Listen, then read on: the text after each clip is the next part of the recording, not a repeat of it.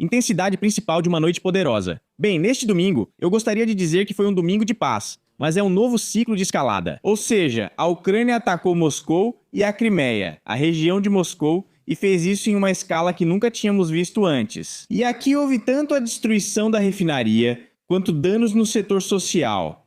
E lá também, se não me engano, a cara fabricante de semicondutores, Angstrom. Enfim, tudo isso parece ruim para as pessoas comuns, mas para os políticos deve estar tudo bem, pois assim mantém a guerra. Quanto aos ataques, vou mostrar um vídeo para vocês verem a escala. Aqui temos isso. Vou melhorar esse vídeo para vocês. Pronto. Ou seja, isso é de longe. De perto é ainda mais intenso. Vou mostrar de perto agora, porque isso aqui é brutal mesmo. Este drone chegou sem obstáculos, porque não há defesa antiaérea, ela funciona mal ou havia muitos drones. Na verdade, eram várias centenas de drones. Isso já foi relatado antes, então provavelmente não havia defesa antiaérea suficiente para todos.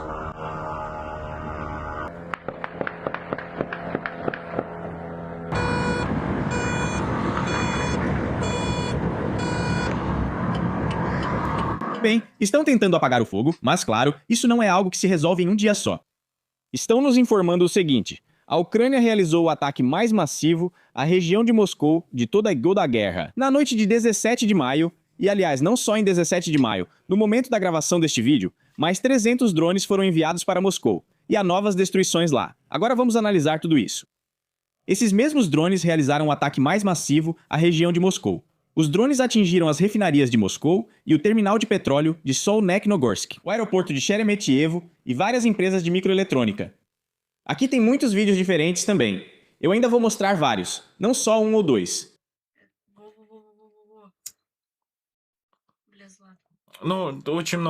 Eu não gostaria de mostrar com palavrões, claro. Depois explosões foram registradas em Klin, Zelenograd, Skodnia, Khimki, Dedovsk e Durikino. Durikino, sim.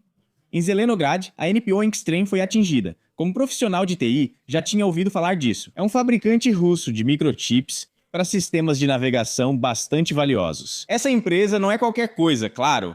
É usada, por exemplo, na orientação de mísseis guiados. Ela produz não só isso, mas naturalmente, aparentemente, um dos ataques foi justamente porque são fabricados microchips para armas. A empresa está sob sanções, mas agora, como dizem, Zelensky já é uma sanção de longo alcance. As piadas são pesadas demais.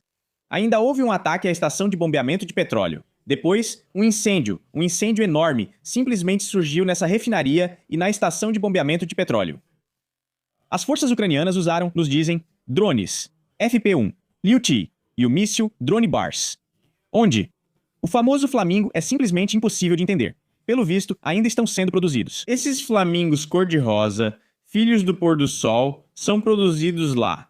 Algo é produzido, mas eles não voam. Ou seja, normalmente há drones, normalmente há alguns mísseis, mas desses não há.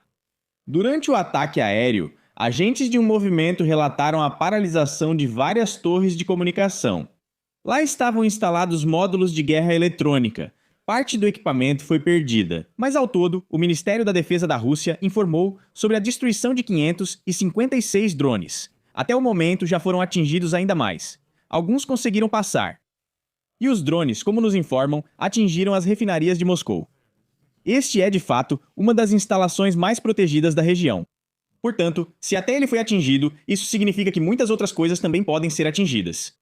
O problema é que os moradores comuns que estavam na área sobrevoada pelos drones, os moradores de Khimki, Matishi, Zelenograd, Lognia, reclamaram da ausência de sirenes e de alertas por SMS. Ou seja, a pessoa está sentada na varanda, fumando ou olhando para longe, calmamente olhando para algum lugar e pensando sobre a sua vida. Se ela é digna ou não, não importa. E de repente aparece um drone voando, e não dá para entender se ele está vindo para a sua varanda, para a dos vizinhos ou para a refinaria. Por isso, para as pessoas comuns, claro, isso é simplesmente assustador demais.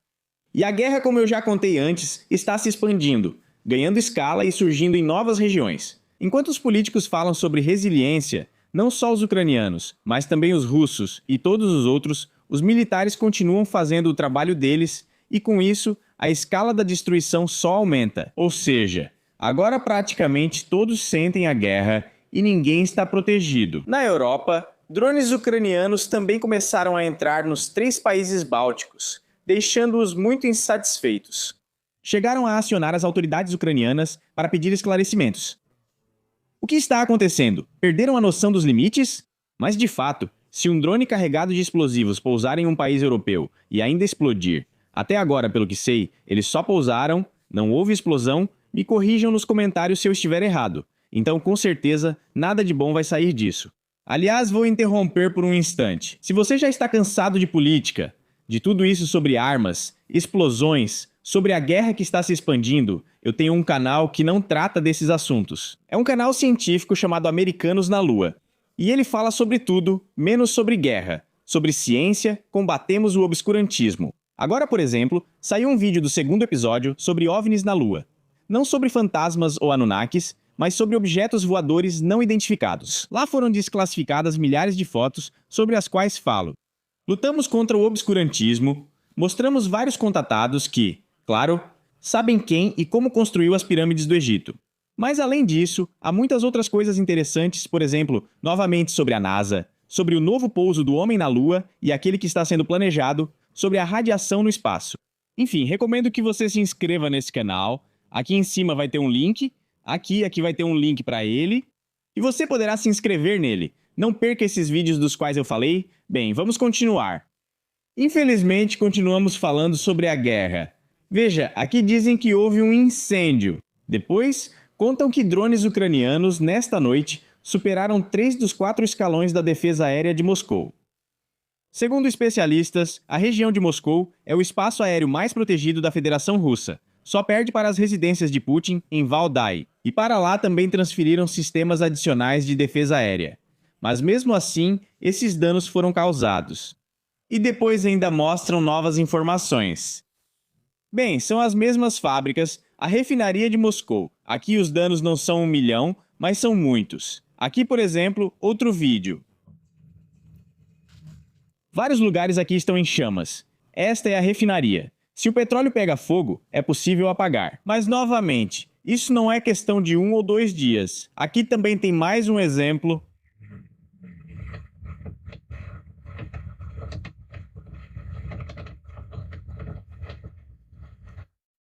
Aqui, ou seja, o incêndio simplesmente...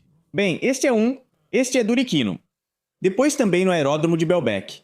Quanto à Crimeia, ela também foi atacada. No aeródromo de Belbek, na Crimeia, muitos pontos também foram atingidos, incluindo pontos de defesa aérea, elementos de proteção, Pantsir S-2 e um hangar com radar S-400. Diversos alvos por lá, pelo menos é o que dizem. E o SBU fala que isso é de importância crítica para a Ucrânia. Operações, além disso, dizem aqui que durante a noite de 16 para 17 de maio foram realizados com sucesso 186 ataques bem-sucedidos e contra 46 alvos no total na retaguarda dos inimigos. Crimeia, Donetsk, Zaporígia, região de Lugansk e Daguestão. O Ministério das Relações Exteriores da Rússia classificou como ato terrorista o ataque massivo de drones contra Moscou e sua região. Zakharova afirmou que a Ucrânia optou apenas por uma união pacífica, como objetivo do ataque à região de Moscou. Por isso, ela diz que ali são apenas casas. Mas vimos que há refinarias de petróleo e também alvos civis. Uma instalação, novamente, que bombeia petróleo. Dificilmente pode ser chamado assim. É um elemento da infraestrutura militar. Sim, também civil, mas também militar. Zakharova afirmou que a Ucrânia realizou um ataque terrorista em massa, tendo como alvo apenas alvos civis, como prédios residenciais e casas particulares. Ela só menciona pessoas, mas li que também havia fábricas entre os alvos. No geral, após cada novo ataque, cada lado declara que apenas civis sofrem. E isso é verdade. Civis realmente sofrem. Após o início dos bombardeios, em alguns locais, a defesa antiaérea falhou. Em outros, funcionou inadequadamente. Algumas proteções foram desligadas ou simplesmente permitiram a passagem. Mas no final das contas, os drones acabam caindo também em alvos civis comuns. E alguém está atirando nos operadores de drones. E dos dois lados. Como se fosse de propósito, também atingem alvos civis. Isso é óbvio. Sobyanin informou que mais de 120 drones foram interceptados ao se aproximarem da capital, Seus destroços caíram no território da refinaria de Moscou e no aeroporto de Sheremetyevo. Lá, mais de 200 voos foram cancelados. Eu li hoje. E até mesmo aviões foram transferidos para outros aeródromos e aeroportos. Depois, foram impostas restrições em todos os aeroportos do complexo aéreo de Moscou. 51 aviões foram enviados justamente para aeródromos alternativos. Enfim, causaram uma confusão enorme. Quanto à reação da Ucrânia, essa foi, lembro, a reação da Rússia. Agora a reação da Ucrânia. Zelensky declarou que isso é uma sanção de longo alcance. Mas isso é brincadeira. Já passou dos 300 e informou que a distância da fronteira estatal da Ucrânia foi de mais de 500 quilômetros. Eu li aqui que especialistas, inclusive russos, estão comentando. E eles dizem, deixa eu ver onde está, agora eu vou dar uma olhada. Aqui, provavelmente foi usada uma tática nova ou atualizada. Isso é quando o drone voa no modo planador. Simplesmente planando, depois liga o motor, depois plana de novo. Assim, ele vai mais devagar, mas consegue voar mais longe. Isso é chamado de voo intermitente. E como nos disseram aqui, é usado quando ele voa justamente com o motor ligado. Plana, depois motor ligado de novo, depois plana. Dizem que os ucranianos sempre inventam algo para aumentar o alcance. Afinal, a necessidade é a mãe da invenção. Ou seja, normalmente um drone, mesmo de longo alcance, aumenta o raio de ação se usar essa estratégia. O que mais Zelensky informou? Nossas respostas justas ao prolongamento da guerra pela Rússia e aos ataques às nossas cidades e comunidades. Desta vez, as sanções de longo alcance da Ucrânia chegaram à região de Moscou. E estamos dizendo claramente aos russos: o Estado precisa acabar com sua guerra, disse Zelensky. Fabricantes ucranianos de drones e mísseis seguem trabalhando. Ele agradece a todos. Concentração e defesa aérea russa presentes. Bem, tudo o que já dissemos, Zelensky simplesmente repetiu. E o que mais podemos dizer aqui? O bombardeio de nenhum dos lados trará paz. Aqui, se estamos falando de intimidação, só deixou ele mais irritado. E de ambos os lados, há uma escalada generalizada. A Rússia está bombardeando a Ucrânia. Lembre-se de como destruíram a infraestrutura. A Ucrânia está bombardeando a Rússia, fazendo praticamente a mesma coisa. Só que agora não está atacando a infraestrutura de energia, mas sim o petróleo. Isso também é infraestrutura energética, mas não atacam torres nem transformadores. E quando isso vai acabar, não vai ser tão cedo. Esses dias, literalmente, até escrevi hoje no canal do Telegram que algum boicote voltou para mais uma conferência muito importante. E fala sobre isso em Londres, numa conferência fechada. Essa mulher aqui. Foi tomada a decisão de que a Ucrânia não deve entrar em nenhuma negociação de paz e deve continuar a guerra até o final de 2026, novamente, em Londres. Em alguma conferência, alguém, não se sabe quem, tomou a decisão de que a Ucrânia, que não está em Londres. Londres não é a capital da Ucrânia. Londres é a capital da Grã-Bretanha. Aliás, good evening. Hahaha. Então, isso é o que mais me impressiona. Em algum lugar, alguém toma algumas decisões que não têm nada a ver com a própria Inglaterra, mas sim com a Ucrânia. Kaliniuk afirmou que, conforme cálculos ingleses, a Federação Russa perde até 150 soldados para conquistar 1 km² na Ucrânia. Por isso é importante continuar a guerra, para que os russos acabem. Mas é interessante, os ucranianos não acabam então? Segundo Kaliniuk. Como eles dizem, não há custo nenhum, não se gasta recurso nenhum. Ou seja, os oficiais militares, soldados comuns e oficiais da Ucrânia, eles pelo visto, como dizem, essas pessoas são de ferro, né? E eles aparentemente não sofrem de jeito nenhum. Ou seja, eles podem lutar por 1, 2, 3, 4, 5 anos, enquanto a Rússia, como dizem, vai desgastando suas forças militares contra a Ucrânia. E quem é o beneficiário disso? A própria Grã-Bretanha. Ou seja, a própria Kaliniuk diz claramente que isso não foi feito no interesse da Ucrânia. Ou seja, foi feito no interesse da Grã-Bretanha. Mesmo assim, continuamos lutando. Viva o PRMU, viva Zelensky. Ela diz que, novamente, foi decidido em Londres que é preciso aumentar os ataques contra pontos de refino de petróleo no interior da Federação Russa. E em relação a isso, ela declarou que o pior é isso. Os ucranianos devem se preparar para um inverno muito brutal, de 26 para 27, sem aquecimento e sem luz. Mas o principal dessa contenção é atacar a Federação Russa. Desculpe, mas o objetivo principal dos ucranianos, dos cidadãos comuns, não é atacar. Eles querem apenas viver bem e aproveitar sua única vida. Mas Mas as pessoas, ao contrário dos gatos, não têm 9 vidas, nem 7, nem 3, nem mesmo 2, é só uma. E quando esses deputados, esses tais de Kaliniuk, de quem eu estou ouvindo falar pela primeira vez, quem é essa pessoa, para quê, declaram que estão tomando uma decisão que o principal objetivo da Ucrânia é continuar bombardeando a Rússia. E vocês, moradores, se preparem, como diz Klitschko, se preparem para o chão. Bom, surgem muitas perguntas. Ou seja, para quem e para que isso? É para que esses vivam a melhor vida deles, viajem para conferências, bebam, comam, tudo quentinho e confortável. Digamos assim, continuem lutando contra aqueles mesmos Varenik, contando depois em quais pontos de combate estiveram, com que recheios Varenik apareceram para eles, que uma vez, não é sobre mim, é sobre o deputadozinho. Até engasgou com um caroço. Deram logo o título de veterano e 3 medalhas. E depois, quando um cidadão comum perguntou: quem é essa Kaliniuk? E quem te mandou lá, tia? E o que você está falando pra gente? Que absurdo é esse? Essa tal de Kaliniuk disse que confiam nela. Confiança de quem? Por que ela? Enfim, tem tantas perguntas aqui que até o nosso Ministério das Perguntas Retóricas da Ucrânia, mesmo estando ocupado com outras questões que já fizemos antes, não consegue responder. Isso é um absurdo, ou seja, está acontecendo uma escalada constante. Aqui já está realmente perto de um ataque nuclear. E os Kaliniuk, os Omelian, quem mais, Zaluzhna, ficam nos dizendo que temos que lutar acima da dignidade. Os ucranianos devem morrer pela pátria ou apenas morrer para dar lugar, mais uma vez, aos mesmos estrangeiros que chegam e ocupam seus empregos.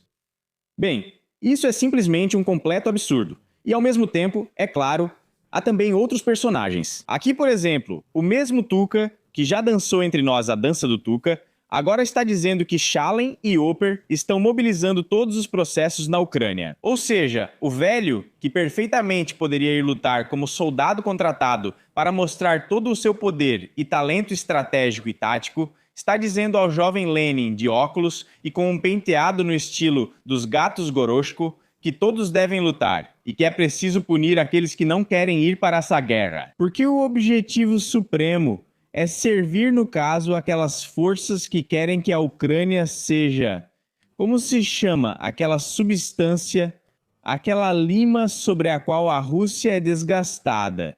É impossível entender o benefício disso para a Ucrânia, mas seguimos contando. Só é claro qual a vantagem de ficar em casa falando sobre tudo. Claro, o país começou a sentir uma resistência feroz ao processo de mobilização por parte de certas categorias de cidadãos. Tudo começou com os nadadores, devido à pressão, eles foram os primeiros. Tudo isso é absolutamente compreensível, não contribuiu para o processo de mobilização. E o próprio Tuka contou que no início da guerra, Да только началась бомбардировка Украины, em Kiev, com alguns caras, como ele dizia, vagava pelos porões. Depois sentiu dores nas articulações e 2 semanas depois foi para casa. Isso! Bom, ou seja, sem nenhum atestado pelo que entendi. Simplesmente o vovô ficou com dor nas pernas e foi para casa. E todos os outros ficaram lá mesmo, onde estavam, naqueles mesmos porões frios, para continuar lutando. E essas são pessoas que não querem ficar nas mesmas condições de onde ele mesmo fugiu. Desculpe a expressão. Ele os chama de refratários à mobilização e vive olhando para eles de cara fechada com seu jeito. No mundo moderno, nenhum país conseguiu, consegue ou conseguirá destruir o mecanismo de mobilização industrial. Mobilização industrial. Bom, o vovô está realmente muito bem, vamos ficar felizes por ele, né? Mas quem mais temos aqui? Aqui temos mais esse outro sujeito. Veja, mais uma vez, um guerreiro poderoso. Cabelinho arrumado, óculos barbeado, pele de salão de beleza, tudo combinando, camisa, moletom ou esse blazer esportivo aí. E ele conta, de novo, sobre a guerra, ele está falando sobre Mendel, a ex-secretária de imprensa de Zelensky, que contou, segundo ela, a verdade sobre Zelensky. Tem tanta coisa, recomendo. Veja meu episódio, aliás, sobre esse assunto. Lá vocês vão descobrir as profundezas da grandeza dessa pessoa. Então, em primeiro lugar, ela prejudica toda a Ucrânia, porque agora isso foi impresso, ou deram a ele a oportunidade de mostrar para todos os líderes mundiais que hoje têm relações com Zelensky. A internet deve ser bloqueada urgentemente para impedir que líderes mundiais vejam a entrevista do ex-secretária de imprensa de Zelensky. Não se deve expor problemas em público. Ele pode já estar lá em montes, como montes de poeira nos cantos e no meio. De jeito nenhum se pode levar sujeira e lixo para fora. Limpar a própria casa é proibido, porque esses caras de moletom rosa vão parar de comprar esses moletons. O dinheiro, isso é o principal. Será que alguém vai recebê-lo com aplausos de pé após ela dizer que ele foi exemplo para Goebbels? Continuação. Bom, é isso aí. Ou seja, a escalada continua. Segundo aquela mulher, não haverá paz até 2026. Chame os combatentes como quiser. Eles acham que os ucranianos deveriam estar muito satisfeitos com isso. De tanta alegria, deveriam entrar em êxtase e marchar em fileiras para a linha de frente, onde naturalmente não há deputados, nem filhos, nem ninguém dos poderosos, salvo raríssimas exceções, não tão raras assim, o que no geral confirma a regra. Tchau a todos! A Ucrânia não pode fazer a paz com a Rússia até que todos os territórios sejam devolvidos. Mesmo que a devolução de todos os territórios possa levar décadas. Insistimos não só nas terras perdidas pela Ucrânia na invasão em grande escala, mas também nas ocupadas durante a ATO-OS e a anexação da Crimeia, pois são de jure ucranianas.